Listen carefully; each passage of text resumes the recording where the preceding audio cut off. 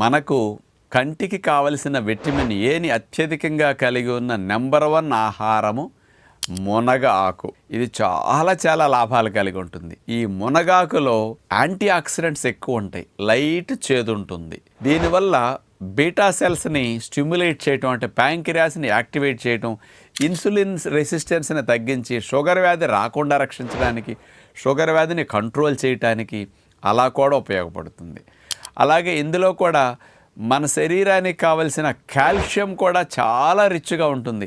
పాల కంటే 4 times calcium ఎక్కువ మునగాకు.